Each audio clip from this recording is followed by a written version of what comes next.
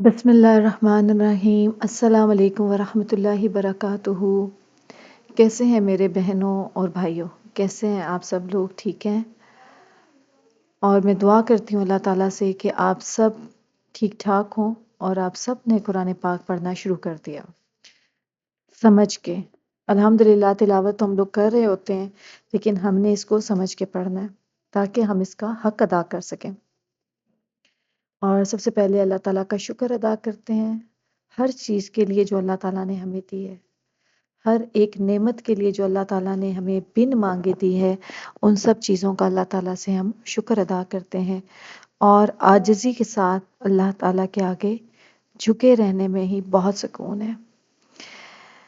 تو آج ہم پڑھیں گے آیت نمبر، سورہ البقرہ ہی ہم لوگ پڑھ رہے ہیں، اور اس کی آیت نمبر جو ہے آیت نمبر 148۔ اس کا پہلے ہم ترجمہ پڑھیں گے اور پھر ہم اس کا دیکھیں گے کہ اس کے کیا اس آیات میں اللہ تعالیٰ ہم سے فرما رہے ہیں۔ اور ہر ایک کے لیے ایک سمت ہے جس کی طرف وہ منہ پھیرتا ہے، لہٰذا تم نیکیوں میں ایک دوسرے سے آگے بڑھو۔ تم جہاں کہیں بھی ہوگے اللہ تم سب کو لے آئے گا، بے شک اللہ ہر چیز پر خوب قادر ہے۔ یعنی کہ اب یہاں پر جو پچھلا بھی مضمون، جو آیات ہم یہ سورہ البقرہ، یہ جب پارہ نمبر 2 سٹارٹ ہوا ہے، تو یہاں پر جو مضمون ہے وہ ایک ہی ہے، وہ قبلے کی تبدیلی کا تھا، ٹھیک ہے۔ ہمارے نبی حضرت محمد صلی اللہ علیہ وسلم جب مدینہ تشریف لے آئے تھے ہجرت کر کے، تو 13 مہینے سے زیادہ جو قبلہ تھا وہ بیت المقدس ہی تھا، اور آپ بیت المقدس کی طرف ہی منہ کر کے نماز ادا کرتے تھے۔ لیکن آپ کی شدید خواہش تھی کہ قبلہ تبدیل ہو، اور جو ابراہیم نے گھر بنایا تھا اللہ تعالیٰ کا، بیت اللہ خانہ کعبہ، وہی قبلہ مقرر ہو۔ اس کے لیے آپ اللہ تعالیٰ سے بہت زیادہ دعا بھی کرتے تھے، اور پھر اللہ تعالیٰ نے آپ کو خوشخبری سنائی تھی کہ اپنا رخ قبلے کی طرف، بیت اللہ کی طرف پھیر لیں، یہی آپ کا قبلہ ہے۔ اس کے بعد یہودیوں کے بارے میں آپ نے بتایا، اللہ تعالیٰ نے بتایا کہ یہودی کبھی بھی آپ سے متفق نہیں ہوں گے، نہ وہ اپنا قبلہ چھوڑیں گے اور آپ بھی اپنا قبلہ کبھی نہ چھوڑیں۔ اور پھر ان آیات میں انہی کا تسلسل چل رہا ہے، اللہ تعالیٰ فرما رہے ہیں کہ ہر ایک کا ایک قبلہ ہے، ہر ایک کی سمت ہے۔ اور یہاں پہ ہر ایک کا کیا مطلب ہے کہ ڈفرینٹ ادیان ہے، جو بھی ادیان اس وقت دنیا میں ہیں، انہوں نے اپنے لیے ایک سمت مقرر کی ہوئی ہے۔ تو آپ کی بھی ایک سمت ہے، آپ امت محمدیہ ہو اور ساری امتوں سے افضل ہیں، اور آپ کے لیے بھی ایک اللہ تعالیٰ نے سمت مقرر کر دی ہے، اور اسی کی طرف آپ نے منہ کر کے نماز پڑھنی ہے۔ لیکن جو اصل چیز ہے وہ سمت نہیں ہے۔ سمت سے زیادہ اللہ تعالیٰ کس چیز پہ زور دے رہے ہیں کہ آپ نے نیکیوں میں ایک دوسرے سے بڑھ جانا ہے، آپ نے نیکیوں میں ایک دوسرے سے پہل کرنی ہے، ٹھیک ہے۔ اور تم جہاں کہیں بھی ہو، اللہ تعالیٰ آپ سب کو اکٹھا کرے گا ایک جگہ پر، بے شک اللہ تعالیٰ ہر چیز پر قدرت رکھنے والا ہے، بے شک۔ اب یہاں پہ کیا مطلب کیا ہے اس کا؟ یعنی قبلے کا موضوع طے ہو گیا، لہٰذا آپ صرف اس بحث میں نہ ہو، بلکہ اللہ تعالیٰ کی عبادت اور اطاعت اور دین کے کاموں میں ایک دوسرے سے سبقت لے جانے کی کوشش کرو۔ یہاں اس آیت مبارکہ میں ایک بڑی پیاری بات سمجھائی گئی ہے۔ کیا چیز سمجھائی گئی ہے ہمیں؟ یہ کہ یہ جو مال و دولت ہے، عہدہ ہے، منصب ہے، شہرت ہے، مقبولیت ہے اور دنیا داری، ایسی چیز نہیں ہے کہ اس میں ہم ایک دوسرے سے مقابلہ کیا جائے۔ اور دیکھا اگر ہم لوگ دیکھیں تو ہم انہی چیزوں میں ایک دوسرے سے مقابلہ کر رہے ہوتے ہیں۔ تو یہاں پر اللہ تعالیٰ کیا کہہ رہے ہیں کہ یہ سب تو آزمائش ہے، اور محض دنیاوی زندگی کی زینت، دھوکے کا سامان اور فنا ہونے والی کمائی ہے۔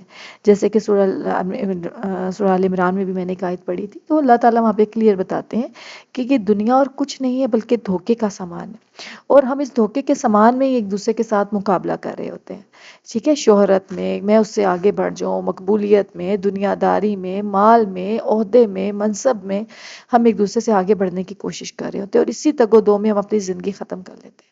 تو یہاں پہ اللہ تعالیٰ، میں جو آپ کو ہمیشہ کہتی ہوں نا کہ قرآن پڑھیں تو ہمیں اپنی زندگی کا مقصد نظر آ جائے گا، ہمیں اپنی زندگی کا گول نظر آ جائے گا کہ ہم نے کیا کرنا ہے زندگی میں، ہماری ڈائریکشن کیا ہے، ہم نے کس طرف چلنا ہے۔ تو دیکھیں یہاں پر اللہ تعالیٰ کتنی پیاری بات فرما رہے ہیں کہ نیکیوں میں پہل کرو ایک دوسرے سے، یعنی تم لوگوں کا اصل مقابلہ نیکیوں میں ہونا چاہیے، نہ کہ ان ساری چیزوں میں جو بھی میں نے آپ کو بتائی، کیونکہ وہ چیزیں تو فنا ہونے والی ہیں، ختم ہونے والی ہیں، جبکہ باقی رہنے والی اور مقابلے کے قابل چیز تو اللہ تعالیٰ کی عبادت، اس کی اطاعت، جنت اور اس کی رضا ہے۔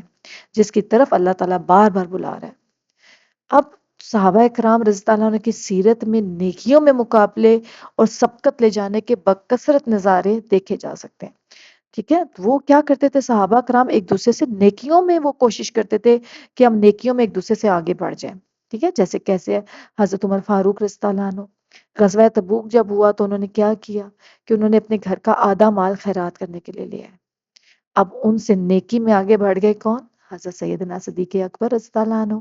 انہوں نے کیا کیا؟ گھر کا سارا سامان لیا ہے۔ یعنی کہ دیکھیں یہ ہوتی ہے نیکیوں میں پہل۔ اگر کوئی 10 روپے دے رہا ہے نا تو اس میں نیکی میں پہل کیا کر سکتے ہیں کہ ہم اللہ کی راہ میں 100 روپیہ دیں۔ یعنی کہ یہ مقابلہ ان چیزوں میں ہونا چاہیے، ٹھیک ہے، نہ کہ ان ساری چیزوں میں جو کہ فنا ہونے والی ہیں۔ اسی طرح جو صحابہ کرام رضی اللہ عنہ تھے نا، ان میں اگر باپ بیٹے میں جہاد میں شرکت کے لیے بحث ہوتی تھی، یعنی اگر باپ اور بیٹا اور جہاد میں شرکت کرنی ہے تو وہ آپس میں اس پہ بحث کرتے تھے۔ ہر کوئی کہتا تھا کہ میں شرکت کروں گا، تم گھر پر رہو۔ حتیٰ کہ جو معذور صحابہ کرام رضی اللہ عنہ پہ تھے وہ بھی راہ خدا میں شہادت کے لیے بے قرار رہتے تھے۔ سبحان اللہ۔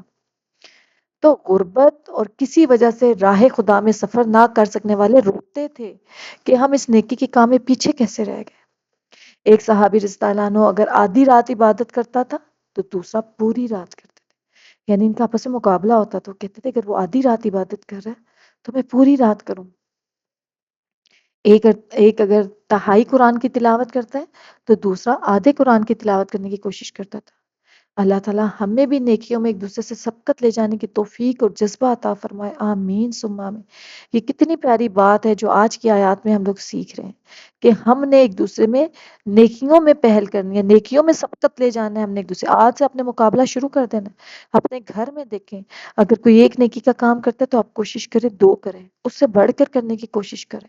کوشش تو کریں، اللہ تعالیٰ آپ کی کوشش دیکھے گا، انجام نہیں، کوشش دیکھے گا ہماری کہ ہماری نیت کیا ہے، کہ ہم کوشش کر رہے ہیں یا نہیں۔ اور پھر اللہ تعالیٰ کہتے ہیں اینما تکونو، تم جہاں کہیں بھی ہوگے، یعنی اے مسلمانوں اور اہل کتاب، تم جہاں کہیں بھی ہوگے قیامت کے دن اللہ تعالیٰ تم سب کو اکٹھا کر کر لائے گا اور وہ اطاعت گزار بندوں کو ثواب دے گا اور نافرمانوں کو عذاب میں مبتلا کر دے گا۔ بے شک اللہ تعالیٰ ہر شے پر قدرت رکھنے والا ہے، بے شک میرا رب ہر چیز پر قدرت رکھنے والا ہے۔ بے شک وہ مردہ جو وہ سیدھا ہڈیاں ہیں ان کو دوبارہ جمع کر کے ایک انسان بنا دے گا، ان کو کھڑا کر دے گا۔ بے شک میرا رب ہر چیز پر قادر ہے۔ اور کیوں نہیں کر سکتا؟ کیا اللہ تعالیٰ نے جب انسان کو مٹی سے پیدا کیا، پھر نطفے سے پیدا کیا، پھر جمے ہوئے خون سے، پھر گوشت کی بوٹی سے جو شکل والی اور بغیر شکل والی ہے، اور پھر ایک مکمل انسان کھڑا کر دیا، تو پہلی دفعہ بنانا مشکل ہوتا ہے یا دوسری دفعہ؟ تو کیا اللہ تعالیٰ دوبارہ اس چیز پر ان کو کھڑا کرنے میں، جو مردہ ہو چکے ہیں ان کو دوبارہ زندہ کرنے پہ قادر نہیں ہے؟ بے شک میرا رب قادر ہے۔ اور وہ مخلوق کو مرنے کے بعد دوبارہ زندہ کرنے، اطاعت گزاروں کو ثواب دینے اور سزا کے مستحق افراد کو عذاب دینے پر بھی قادر ہے۔ بے شک میرا رب ہر چیز پر قدرت رکھتا ہے۔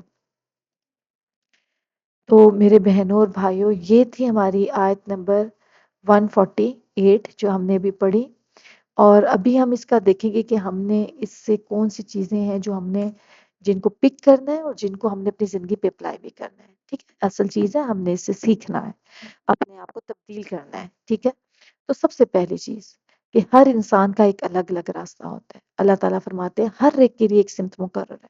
اچھا، یہاں پہ اگر ہم اس میں اگر ایک اور چیز اس میں دیکھیں تو یہاں پہ سمت کا مطلب یہ بھی ہے، تو ایک تو میں نے بات کی جیسے کہ اس دنیا میں بہت سارے ادیان ہیں، ہر دین کو ماننے والے کی اپنی ڈائریکشن ہے۔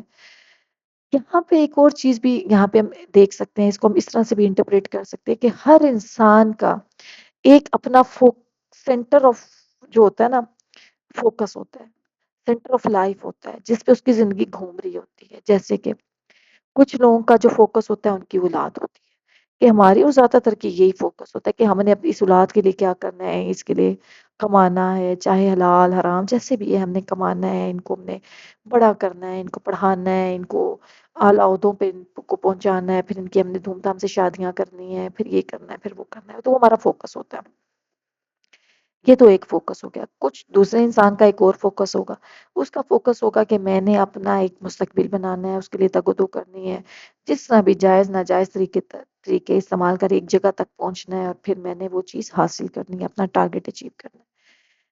اب ایک دیکھیں تیسرے انسان کو شامل کرتے ہیں جس کا فوکس کیا ہے. اس کا فوکس یہ ہے کہ میں نے اپنے رب کو راضی کرنا ہے، اپنے رب کو جو حلال کردہ چیزیں ہیں ان کے لیے ان کو حاصل کرنے کی کوشش کرنی ہے، جو حرام کردہ چیزیں ہیں ان سے میں نے کوشش کرنی ہے ان سے دور رہنا ہے. یہ اس کی زندگی کا فوکس ہے، اور وہ ان سب چیزوں کے اوپر ساری زندگی کوشش کرتا رہتا ہے، ایفرٹ کرتا رہتا ہے، کبھی کامیاب ہو جاتا ہے، کبھی ناکام ہو جاتا ہے. تو اب یہ تین طرح کی میں نے آپ کو بتایا. اس کے علاوہ اور بھی بہت سارے کئی لوگوں کی زندگی کا فوکس کچھ اور ہوتا ہے. انہوں نے باہر جانا ہے، انہوں نے باہر جا کے کچھ کرنا، وہ بھی ایک اس میں ہی آ جاتا ہے کہ اپنا فیوچر بنانے کے لیے. تو اگر ہم اس کانٹیکس میں دیکھیں تو اس بات کا مطلب یہ کہ اس دنیا میں جو بھی انسان آیا اس کی اپنی ایک سمت ہے جس کی طرف اس نے اپنا فوکس کیا ہوتا ہے. ٹھیک ہے. اور وہاں پہ اللہ تعالیٰ کہتے ہیں کہ جو اصل فوکس ہے، یہ جو کہا جا رہا ہے نا کہ نیکیوں میں پہل کرو، نیکیوں میں ایک دوسرے سے سبقت لے جانے کی کوشش کرو، مطلب کہ ہمارا فوکس وہ تھرڈ نمبر والا. وہیں پہ جب ہم لوگ اگر ہم اس میں کامیاب ہو گئے، اگر ہم نے اللہ کو راضی کرنے کی کوشش کی ہے، تو جو باقی دو چیزیں وہ بھی ہمیں فوکس جو ہم کر کے بیٹھے ہیں وہ بھی مل جائیں گی. یاد رکھیں اللہ راضی ہے تو سب راضی ہیں. یہ ساری دنیا آپ کے قدموں میں ہے. اگر آپ کا رب آپ کے ساتھ ہے نا، یقین مانے کہ دنیا آپ کے قدموں میں ہے. آپ کے بچوں کو بھی اللہ سنبھالے گا، آپ کی جاب کے بھی مسئلے دیکھے گا، ہر چیز میں آپ کے راستے صاف کرتا جائے گا. لیکن رب کو راضی کرنے کی کوشش کرنی ہے. لیکن اللہ نہ کرے اگر رب ساتھ نہیں ہے تو کچھ بھی کر لیں ہمیں کچھ بھی نہیں حاصل ہو سکتا. تو اللہ تعالیٰ آپ کو یہاں پہ ان آیات میں ہمیں بتا رہے ہیں کہ آپ نے اپنا فوکس، اپنی ڈائریکشن، اپنی سمت کون سی رکھنی ہے، اور وہی اصل سمت ہے. اسی سے دنیا اور آخرت کی کامیابی ہے. اور نیکیوں میں ہم نے ایک دوسرے سے آگے بڑھنے کی کوشش کرنی ہے. دنیاوی دوڑ کے بجائے ہمیں نیکیوں میں آگے سے بڑھنے کی کوشش کرنی ہے. ٹھیک ہے.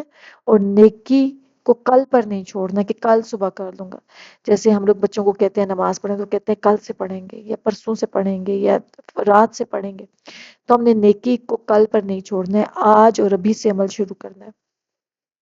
اور اپنے اعمال کی تیاری ابھی سے کرنی ہے، اس سے پہلے کہ وہ وقت آ جائے جب کسی کو کسی کا احساس نہیں ہوگا، سب نفسا نفسی کا عالم ہوگا.